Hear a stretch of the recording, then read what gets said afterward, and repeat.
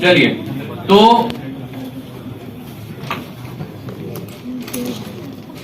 हम ये मान लेते हैं कि अभी ये नहीं मानना है, अभी कुछ और मानना है। हम ये मान लेते हैं कि हमने बिल्कुल एक छोटा सा होल किया है, बिल्कुल छोटा सा, ठीक है, कार्डबोर्ड में इतना सा होल है, और मैंने क्या किया है, एक रस्सी ली है, स्ट्रिंग, और उसको ऐसा झटका देके उसकी वेव बनाई है। तो स्ट्रिंग की वेव ऐसे बनेगी, साइन वाली, ठीक है। अब जब ये ऐसा है और ये एग्जैक्टली रस्सी के साइज का है, एग्जैक्टली, ठीक है, इसकी विड्थ भी बहुत कम है, बिल्कुल रस्सी के साइज का है सब कुछ। तो जब वो रस्सी ऐसे आ रही होगी तो इसमें से निकल जाएगी, क्योंकि उसी के साइज का है, ठीक है। तो जितनी इंटेंसिटी यहाँ पे है उस वेव की, रस्सी वाली वेव की, उतनी इंटेंसिटी यहाँ मिल जाएगी, ठीक है। लेकिन अगर मैंने इसको थोड़ा सा टिल्ट कर दिया, ठीक है, तो अब रस्सी जो आ रही है उसकी लेंथ इतनी है, ठीक है, लेकिन ये टिल्ट हो गया इतना, तो इसकी लेंथ थोड़ी सी छोटी पड़ गई, तो पूरी रस्सी वाली जो वेव है उसमें से पास नहीं हो पाएगी। कुछ पार्ट पास हो जाएगा, कुछ पार्ट को ये क्या कर देगा, ब्लॉक कर देगा। इसका मतलब जो इमर्जेंट वेव होगी उसकी इंटेंसिटी थोड़ी सी कम हो जाएगी, एनर्जी थोड़ी सी कम हो जाएगी, क्योंकि कुछ वेव को इसने क्या कर दिया, ब्लॉक कर दिया। मैं इसको थोड़ा सा और टिल्ट करूं तो और वेव को ब्लॉक करेगा। इसकी जो विड्थ है बिल्कुल कम है, बिल्कुल थिन नेग्लिजिबल विड्थ है, ठीक है।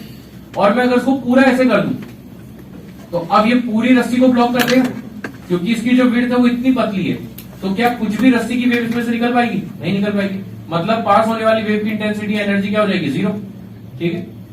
फिर अगर मैं इसको फिर से घुमाना शुरू करूं तो थोड़ी सी वेव फिर पास हो पाएगी, फिर ज्यादा वेव पास हो पाएगी, फिर ज्यादा, और फिर से ऐसे कर दिया पूरी वेव पास हो जाएगी। इसका मतलब जब मैंने यहां से घुमा के इसको पूरा ऐसे कर दिया था 90 डिग्री, तब तक पास होने वाली वेव की इंटेंसिटी, एनर्जी धीरे धीरे कम होती जा रही थी, और इस मोमेंट पे क्या हो गई थी, 0। उसके बाद जब मैंने इसको फिर से टिल्ट करना शुरू किया तो पास होने वाली एनर्जी की इंटेंसिटी फिर से बढ़ रही थी, और फिर से क्या हो गई थी, मैक्सिमम, ठीक है। तो होता क्या है, जब हम इसको एक बार घुमाते हैं पूरा, ठीक है, तो उसमें 2 बार तो मैक्सिमम इंटेंसिटी मिलती है। कब कब, यहां से शुरू कर रहा हूं मैं, अभी मैक्सिमम नहीं मान रहा हूं, तो एक बार तो ऐसा होगा तब मैक्सिमम इंटेंसिटी, लेकिन अभी आधा ही घुमा है, अब पूरा घुमा है, तो अब इंटेंसिटी फिर से मैक्सिमम। तो 2 बार इंटेंसिटी क्या मिली, मैक्सिमम, और 2 बार मिनिमम कब मिलेगी, एक बार 90 पे और दूसरे बार 180 पे, ठीक है। 2 बार क्या मिलेगी इंटेंसिटी, मिनिमम। तो 2 बार इंटेंसिटी मैक्सिमम और 2 बार इंटेंसिटी क्या मिलेगी, मिनिमम, ठीक है। पूरे उसको घुमाया हुआ। अब ये एक्सपेरिमेंट क्यों काम में आ रहा है उसको समझना। जब यही एक्सपेरिमेंट मैंने स्प्रिंग के साथ किया तो उसकी इंटेंसिटी पे कोई फर्क नहीं पड़ा, मैं कार्डबोर्ड को घुमाता गया, पूरी की पूरी स्प्रिंग दूसरी तरफ निकलती गई। इसका मतलब ये वाला जो एक्सपेरिमेंट है उसके अंदर इतनी कैपेसिटी नहीं है वो किसी लॉन्गिट्यूडनल वेव की इंटेंसिटी को कम कर पाए। अगर आप कार्डबोर्ड घुमाते भी जाओगे तो भी लॉन्गिट्यूडनल वेव की इंटेंसिटी जितनी पहले थी उतनी ही रहेगी, लेकिन जब वही वेव ट्रांसवर्स हो गई जो कि रस्सी की वेव थी तो इंटेंसिटी पे फर्क पड़ने लगा।